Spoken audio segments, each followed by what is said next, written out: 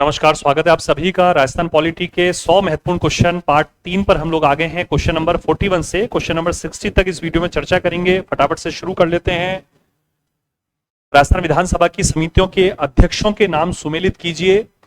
मैंने पिछले वीडियो में बताया था कि राजस्थान विधानसभा की 22 समितियां हैं और इन सभी समितियों के अध्यक्षों के नाम हमें याद होने चाहिए। राजस्थान विधानसभा की वेबसाइट पर सूची दी हुई है और कम से कम 8-10 समितियों के अध्यक्षों के नाम तो हमें ध्यान होने चाहिए। 4 समितियां मैंने इस क्वेश्चन में ली है और ये चारों मैंने सुमेलित ही कर रखे हैं। अल्पसंख्यकों के कल्याण संबंधी समिति अध्यक्ष श्री अमीन खान, कार्य सलाहकार समिति डॉक्टर सीपी जोशी जो राजस्थान विधानसभा के जो 15वीं विधानसभा इसके अध्यक्ष भी हैं, जनलेखा समिति या लोक लेखा समिति श्री राजेंद्र राठौड़ और पिछड़ा वर्ग के कल्याण संबंधी समिति श्री जितेंद्र सिंह। ठीक है, तो ये ए ऑप्शन इसमें राइट ऑप्शन आ जाएगा। नेक्स्ट क्वेश्चन है, राजस्थान उच्च न्यायालय जोधपुर का उद्घाटन तिथि क्या निश्चित की गई थी? तो ये 29 अगस्त 1949 है। बड़ा ही महत्वपूर्ण क्वेश्चन माना जाता है पेपर के लिए। ये हमने यहाँ लिखा है कि राज्य के राज प्रमुख महाराजा सवाई मानसिंह जी का जिक्र हो रहा है इसमें। उन्होंने 25 अगस्त 1949 को 1949 को अधिसूचना जारी की जिसमें राजस्थान उच्च न्यायालय जोधपुर के उद्घाटन की तारीख 29 अगस्त 1949 तय की गई थी। ठीक है, तो इस क्वेश्चन को विशेष रूप से याद रखिएगा, महत्वपूर्ण क्वेश्चन है। नेक्स्ट क्वेश्चन है, राजस्थान उच्च न्यायालय के संबंध में निम्न कथनों में से सही कथन का चयन कीजिए। राजस्थान उच्च न्यायालय के उद्घाटन के समय 1949 में न्यायमूर्ति कमलकांत वर्मा को मुख्य न्यायाधीश के रूप में शपथ दिलाई गई। बिल्कुल ठीक कथन है। मुख्य न्यायाधीश के अलावा 11 अन्य न्यायाधीश भी अधिकांश रियासतों का प्रतिनिधित्व करते हुए नियुक्त किए गए। आजकल इसमें से भी क्वेश्चन आने लगा है, नेक्स्ट स्लाइड पे मैं नाम दिखाता हूं इनके। तो ये दूसरा कथन भी सही है। राजस्थान राज्य के उद्घाटन से पहले उच्च न्यायालय की सीट के निर्धारण पर सरदार वल्लभ भाई पटेल की अध्यक्षता में एक समिति का गठन किया गया था। ये गलत है, इसमें समिति में अन्य सदस्य थे। 1 नवंबर 1956 से जयपुर में राजस्थान के उच्च न्यायालय की प्रमुख सीट स्थापित की गई। तो ये भी गलत है क्योंकि जोधपुर में राजस्थान हाईकोर्ट की जो मेन बेंच है, प्रमुख जो बेंच है, सीट है, वो स्थापित की गई और जयपुर में उसका एक पीठ स्थापित की गई थी। 58 में उसका निरसन कर दिया गया, 76 में फिर वो पुनर्स्थापित की गई है। ठीक है, तो इसमें 1 और 2 सही आ जाएंगे। ठीक है, यहाँ देख लेते हैं हम। देखिए 29 अगस्त 1949 को उच्च न्यायालय का विधिवत उद्घाटन किया गया। देखिए ये पेज मेरे द्वारा राजस्थान हाईकोर्ट की जो वेबसाइट है, सरकारी वेबसाइट, उसमें से तैयार किए गए हैं, तो बहुत ज्यादा ऑथेंटिक है। राज प्रमुख महामहिम महाराजा सवाई मानसिंह की अध्यक्षता में एक प्रभावशाली समारोह में माननीय न्यायमूर्ति कमलकांत वर्मा इलाहाबाद उच्च न्यायालय के पूर्व मुख्य न्यायाधीश और उदयपुर उच्च न्यायालय के पूर्व मुख्य न्यायाधीश को 11 अन्य न्यायाधीशों के साथ मुख्य न्यायाधीश के रूप में शपथ दिलाई गई थी। ठीक है, ये 11 न्यायाधीश अधिकांश रियासतों का प्रतिनिधित्व कर रहे थे। इसमें नाम दिए गए, ये याद आप करेंगे तो बेहतर रहेगा। न्यायमूर्ति लाला नवल किशोर और न्यायमूर्ति कुंवर अमर सिंह जसवोल जोधपुर से, न्यायमूर्ति कंवरलाल बापना और न्यायमूर्ति मोहम्मद इब्राहिम जयपुर, जस्टिस जवान सिंह राणावत और जस्टिस शार्दुल सिंह मेहता उदयपुर से, जस्टिस दुर्गा शंकर दवे बूंदी से, जस्टिस त्रिलोचन दत्त बीकानेर से, जस्टिस आनंद नारायण कौल अलवर से, जस्टिस के शर्मा भरतपुर से और जस्टिस खेमचंद गुप्ता कोटा से थे। ठीक है, ये याद रखिएगा। पिछले कुछ समय में इस तरह के क्वेश्चन आए हैं आरपीएससी के एग्जामिनेशन में, इसलिए मैं बात बता रहा हूं। ये नए राज्य के उद्घाटन से पहले राजधानी के स्थान की राजधानी कौन सी हो और उच्च न्यायालय की सीट के संबंधित मुद्दे पर Shri BR Patel, lieutenant colonel TC Puri और श्री SP सिन्हा की एक समिति का गठन किया गया था। तो ये 3 नाम भी आपको याद रखने हैं विशेष रूप से। समिति ने 27 मार्च 1949 को अपनी रिपोर्ट प्रस्तुत की जिसमें सिफारिश की गई कि जयपुर को नए राज्य की राजधानी बनाया जाना चाहिए और हाईकोर्ट जो है वो जोधपुर में स्थित होना चाहिए। ठीक है, तो इस पेज को विशेष रूप से याद रखेंगे। तो इसमें 1 और 2 सही है। इसके बाद आगे बढ़ते हैं हम लोग। राजस्थान उच्च न्यायालय की जयपुर पीठ को किस वर्ष समाप्त और किस वर्ष पुनः स्थापित किया गया? तो 1958 में समाप्त किया गया, 1976 में पुनर्स्थापित किया गया। ठीक है, मुख्य बेंच जो है, प्रिंसिपल बेंच जो है वो जोधपुर में है और उसकी जो पीठ है वो जयपुर में स्थापित है। 58 में समाप्त किया गया था, 76 में उसे पुनर्स्थापित किया गया है। ठीक है, फिर आगे बढ़ते हैं। राजस्थान उच्च न्यायालय में वर्तमान में न्यायाधीशों कितने पद स्वीकृत हैं? तो 50 न्यायाधीशों के पद स्वीकृत हैं राजस्थान हाईकोर्ट में। ये भी हमें याद रखना है, महत्वपूर्ण डेटा है, महत्वपूर्ण फैक्ट्स हैं ये। राजस्थान उच्च न्यायालय के कौन से न्यायाधीश सबसे लंबी अवधि तक मुख्य न्यायाधीश के पद पर रहे हैं? इस तरह के क्वेश्चन भी फैक्चुअल जब पेपर आता है, फैक्ट के क्वेश्चन आते हैं, उसमें पूछे आते हैं, तो ध्यान रखना है हमको। न्यायमूर्ति कैलाश वांचू जो है वो सबसे लंबी अवधि तक मुख्य न्यायाधीश के पद पर रहे हैं। मैंने एक स्लाइड में न्यायाधीशों के नाम ये देखिए लिए हैं। न्यायमूर्ति कमलकांत वर्मा प्रथम मुख्य न्यायाधीश, फिर न्यायमूर्ति कैलाश वांचू, इनका देखिए कार्यकाल देखिए 2 जनवरी 1951 से 10 अगस्त 1958 तक, यानी कि लगभग जो है 7-8 साल तक ये मुख्य न्यायाधीश के पद पर रहे हैं। फिर अन्य न्यायाधीशों के कार्यकाल को यदि हम देखते हैं तो 59 से 61, 61 63, फिर ये 63 से 68 है, 68 से 69। तो इस प्रकार से जो कार्यकाल हमको दिख रहे हैं उसमें सर्वाधिक जो लंबा कार्यकाल है वो न्यायमूर्ति कैलाश वांचू का है 1951 से 58 तक, 2 जनवरी 51 से 10 अगस्त 58 तक। ठीक है, ये याद रखें। और यहां भी हमने ये न्यायमूर्ति ऑगस्टीन जॉर्ज मसीह, जो अभी वर्तमान में 26 मई 2023 को भारत सरकार की ओर से नियुक्ति आदेश जारी, वर्तमान समय में राजस्थान उच्च न्यायालय के मुख्य न्यायाधीश हैं। तो ये संदर्भ यहाँ पर दिए गए हैं, तो इनको देख लेंगे। आप सभी से आग्रह है, विशेष लाभ मिलेगा हमको एग्जाम में इनसे।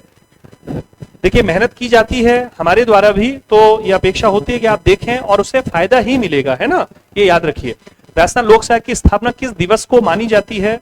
तो राजस्थान लोक सेवा की जो स्थापना दिवस है 22 दिसंबर 1949 है। एक पेज है, इसको पढ़ लेते हैं। रियासतों के एकीकरण के पश्चात राजस्थान राजपत्र में दिनांक 20 अगस्त 1949 के प्रकाशन के अनुसार राजस्थान लोक सेवा आयोग अध्यादेश 1949 प्रभाव में आया था। 22 दिसंबर 1949 को राजपत्र में राजस्थान लोक सेवा आयोग अध्यादेश की पालना में नोटिफिकेशन का गजट में प्रकाशन किया गया। अतः राजस्थान लोक सेवा आयोग दिनांक 22 दिसंबर 1949 22 दिसंबर 1949 को अस्तित्व में आया। इस प्रकार राजस्थान लोक सेवा आयोग की स्थापना दिनांक जो है 22 दिसंबर 1949 को है। ये सूचना भी मेरे द्वारा आरपीएससी की जो वेबसाइट है वहां से एकत्रित की गई है। ठीक है, तो 22 दिसंबर 1949 ये सूचना है। आगे बढ़ते हैं। राजस्थान लोक सेवा के संबंध में निम्न कथनों पर विचार करते हुए सत्य कथन का चयन करना है। राजस्थान लोक सेवा में प्रारंभ में 1 अध्यक्ष और 2 सदस्यों की व्यवस्था थी, बिल्कुल ठीक है। और राजस्थान के तत्कालीन मुख्य न्यायाधीश एसके घोष को अध्यक्ष नियुक्त किया गया था, बिल्कुल ठीक है। राजस्थान लोक सेवा अजमेर में है, बिल्कुल ठीक है, जहां जो है एग्जाम कंडक्ट कराए जाते हैं अजमेर में जो राजस्थान लोक सेवा का मुख्यालय कह लीजिए राजस्थान लोक सेवा अजमेर में है, तो एग्जाम कंडक्ट कराते हैं। और जब आरएएस का इंटरव्यू वगैरह आप लोग देने जाएंगे या कॉल लेक्चर का इंटरव्यू आप लोग देंगे या स्कूल लेक्चर के आपके जब डॉक्यूमेंट वेरिफिकेशन होंगे तब आपको जो है इस भवन में जाने का अवसर मिलेगा और वो एक बहुत अच्छा अवसर होगा, आपका सिलेक्शन होगा। ठीक है, 2011 में राजस्थान लोक सेवा की सदस्य संख्या 7 कर दी गई। तो उपरोक्त सभी सही है। और ये मेरी जो पॉलिटी वाली बुक है उसमें भी मैंने परिशिष्ट में राजस्थान के बारे में सूचना दी है, वहां से मैंने पेज लिया है स्क्रीनशॉट। राजस्थान लोक सेवा के सदस्यों की संख्या 1968 में 3 की गई, 73 में संख्या 4, 81 में 5 कर दी गई, 2011 में सदस्य संख्या 7 कर दी गई। जून 2013 में पहली बार 7 सदस्य नियुक्त हुए।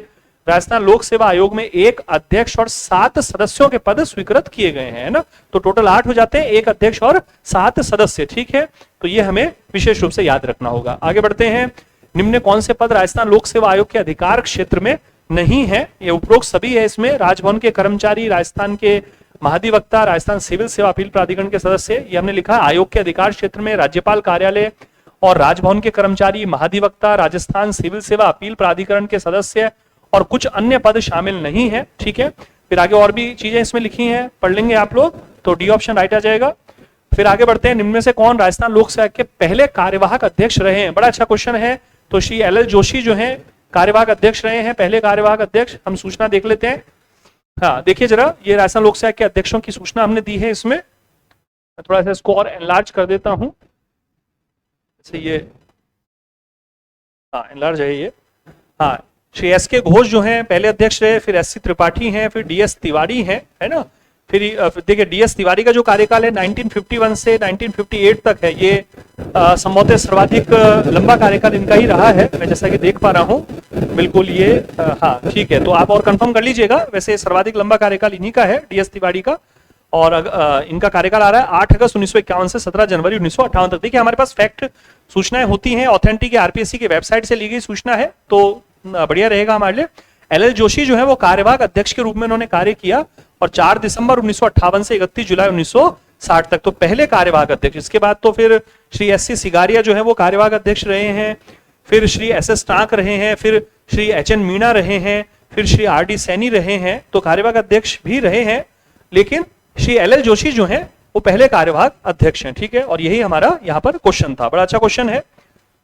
फिर आगे बढ़ते हैं। राजस्थान राज्य मानवाधिकार आयोग के स्थापना के संबंध में राज्य सरकार की अधिसूचना किस दिन प्रकाशित हुई? 1999 में प्रकाशित हुई थी और वर्ष 2000 में राजस्थान राज्य मानवाधिकार आयोग की स्थापना हुई। ठीक है, 2000 में। 1993 में जो राष्ट्रीय मानवाधिकार आयोग की स्थापना हुई, उसी जो एक्ट में स्टेट्स में ह्यूमन राइट कमीशन की स्थापना के बारे में प्रोविजन किया गया है। उसको ध्यान रखते हुए 1999 में राजस्थान में स्टेट ह्यूमन राइट कमीशन के बारे में नोटिफिकेशन जारी हुआ और Rajasthan state human right commission का जो गठन है वो वर्ष 2000 में हुआ। ठीक है, आगे बढ़ते हैं। राजस्थान राज्य मानवाधिकार आयोग के बारे में सही कथन का चयन कीजिए। 2006 के संशोधन से मानवाधिकार आयोग में एक अध्यक्ष और 2 सदस्यों का प्रावधान, बिल्कुल ठीक है। मूल रूप से एक अध्यक्ष और 4 सदस्यों का प्रावधान किया गया था, लेकिन 2006 के संशोधन से यह व्यवस्था की गई। फिर मानव अधिकार आयोग के अध्यक्ष और सदस्यों की नियुक्ति राज्यपाल के द्वारा की जाती है, बिल्कुल ठीक है। 2019 के संशोधन से राज्य मानव अधिकार आयोग के अध्यक्ष और सदस्यों की पदावधि पद ग्रहण से 3 वर्ष या 70 वर्ष की आयु तक, बिल्कुल पहले था 5 वर्ष या 70 वर्ष की आयु था। 2019 में जो संशोधन हुआ उससे एनएचआरसी और स्टेट ह्यूमन राइट कमीशन में अध्यक्ष और सदस्यों की जो पद ग्रहण की जो पदावधि है वो पद ग्रहण से 3 वर्ष या 70 वर्ष की है, जो भी पहले ये किया गया है।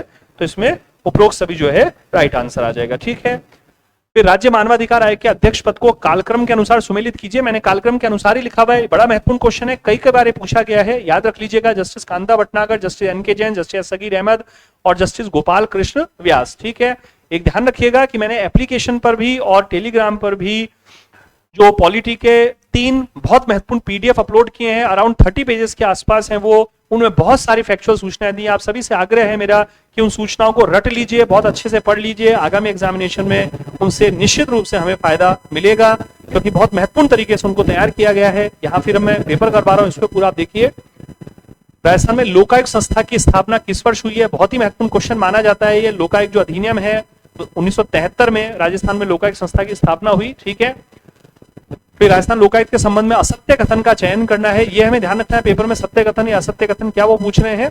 तो लोकायुक्त के पद पर नियुक्ति राज्यपाल के द्वारा होती है, बिल्कुल। मुख्यमंत्री की जो है सिफारिश में ली जाती है। लोकायुक्त पद की योग्यता राज्य के मुख्य न्यायाधीश या उच्चतम न्यायालय के न्यायाधीश के समान होनी चाहिए, बिल्कुल ठीक है। राज्यपाल लोकायुक्त की नियुक्ति करते समय उच्च न्यायालय के मुख्य न्यायाधीश की जो सिफारिश है वो ग्रहण करते हैं। ठीक है, हाँ, राज्यपाल लोकायुक्त की नियुक्ति करते समय उच्च न्यायालय के मुख्य न्यायाधीश की सिफारिश ग्रहण करते हैं, तो ये इसमें गलत कथन आ जाएगा। ठीक है, 2018 में लोकायुक्त का कार्यकाल 5 वर्ष से 8 वर्ष किया गया था, जिसे 2019 में फिर से 5 वर्ष किया गया। तो 1, 2 और 4 तो सही है, तो इसमें असत्य कथन पूछा तो केवल 3 जो है वो इसमें असत्य कथन आ जाएगा। ठीक है, उच्च न्यायालय के मुख्य न्यायाधीश की सिफारिश का संदर्भ लोकायुक्त के नियुक्ति के संदर्भ में नहीं दिया गया है। फिर कितने वर्ष से अधिक पुराने मामलों में लोकायुक्त के समक्ष शिकायत नहीं की जा सकती है? लोकायुक्त के संदर्भ में 5 वर्ष का ये समय दिया गया है। याद रखिए, ये भी मैंने लोकायुक्त सचिवालय की जो वेबसाइट है वहां से जानकारी एकत्रित की है, इसलिए इनको लेकर हम थोड़ा कंफर्म है कि वहां से निश्चित रूप से सरकारी वेबसाइट हो तो वहां सूचनाएं ऑथेंटिक ही होंगी, ऑथेंटिक ही होनी चाहिए। राजस्थान में लोकायुक्त के क्षेत्राधिकार में कौन शामिल नहीं है? ये एक बहुत ही महत्वपूर्ण क्वेश्चन है। अक्सर अब पूछा जाता है कि राजस्थान लोकायुक्त के क्षेत्राधिकार में कौन शामिल है और कौन शामिल नहीं है। तो उच्च न्यायालय के न्यायाधीश इसमें शामिल नहीं है। राज्य की जो न्यायिक सेवा के सदस्य हैं वो इसमें शामिल नहीं होते। राजस्थान में मुख्यमंत्री जो है वो लोकायुक्त के क्षेत्राधिकार में शामिल नहीं किए गए हैं। अन्य मंत्री जो है मंत्रिपरिषद के वो जरूर शामिल किए गए हैं। फिर राजस्थान लोक सेवा के जो अध्यक्ष हैं वो इसमें शामिल नहीं किए गए हैं। तो उपरोक्त सभी जो है वो इसमें हमारा आंसर आ जाएगा। ठीक है, एक स्लाइड मैंने ली है, देखिए ये लोकायुक्त की जो वेबसाइट है वहीं से हमने ली है। लोकायुक्त संस्थान द्वारा राज्य के मंत्रियों, सचिवों, विभागाध्यक्षों, लोक सेवकों, जिला परिषदों के प्रमुख और उप प्रमुख, पंचायत समिति के प्रधान और उप प्रधान, जिला परिषद और पंचायत समितियों की स्थायी समितियों के अध्यक्ष, नगर निगम के महापौर और उप महापौर, स्थानीय प्राधिकरण, नगर परिषदों, नगर पालिका और नगर विकास न्यासों के अध्यक्षों और उपाध्यक्षों, राजकीय कंपनियों और निगमों अथवा मंडलों के अध्यक्ष, अधिकारियों, कर्मचारियों के विरुद्ध शिकायतों की जांच की जाती है। ठीक है, ये तो शामिल हो गए क्षेत्राधिकार में। और ये वाला जो पेज है बताता है कि कौन क्षेत्राधिकार में शामिल नहीं है लोकायुक्त के। तो एक तो 5 वर्ष से अधिक पुराने मामलों की शिकायत नहीं की जा सकती, ये क्वेश्चन हमने देख लिया अभी। इनके विरुद्ध संस्थान में शिकायत नहीं। उच्च न्यायालय के मुख्य न्यायाधिपति या न्यायाधीश अथवा संविधान के अनुच्छेद 236 के खंड 6 में यथा परिभाषित न्यायिक सेवा के सदस्य। ठीक है, जिला और सत्र न्यायाधीश, अधीनस्थ न्यायालय से संबंधित न्यायाधीश, राज्य की न्यायिक सेवा के जो सदस्य हैं, भारत में किसी भी न्यायालय के अधिकारी अथवा कर्मचारी, राजस्थान के मुख्यमंत्री, महालेखाकार राजस्थान है ना, एजी जिनको बोलते हैं, अकाउंटेंट जनरल, और राजस्थान लोक सेवा के अध्यक्ष अथवा सदस्य, अध्यक्ष और सदस्य। ठीक है ना, अध्यक्ष और सदस्य। मुख्य निर्वाचन आयुक्त राजस्थान के, निर्वाचन आयुक्त, प्रादेशिक आयुक्त और मुख्य निर्वाचन अधिकारी राजस्थान, राजस्थान विधानसभा सचिवालय, राजस्थान सचिवालय नहीं है, राजस्थान विधानसभा सचिवालय। देखिए मेरी बात समझिएगा, क्वेश्चन ध्यान से पढ़िएगा। राजस्थान सचिवालय के अधिकारी कर्मचारी तो लोक सेवक हैं, वो तो लोकायुक्त के क्षेत्राधिकार में आएंगे ही, लेकिन राजस्थान का जो विधानसभा उसका सचिवालय, उस पर राजस्थान विधानसभा के अध्यक्ष के नियंत्रण में विधानसभा का सचिवालय होता है। तो ये राजस्थान विधानसभा सचिवालय के अधिकारी कर्मचारी है।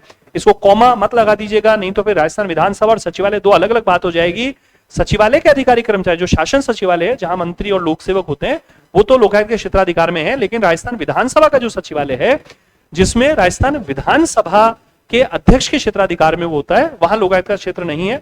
एक ये महत्वपूर्ण इसमें लाइन बनती है, क्योंकि हमने देखा प्रधान, उप प्रधान, प्रमुख और जिला प्रमुख और जिला उप प्रमुख वो इसके क्षेत्राधिकार में है, लेकिन सरपंच, पंच और विधायकों के विरुद्ध भी शिकायतें की जाती हैं, किंतु उनके विरुद्ध प्रसंज्ञान नहीं लिया जा सकता क्योंकि वे अधिकार क्षेत्र में नहीं है। ठीक है, याद रखिएगा, महत्वपूर्ण।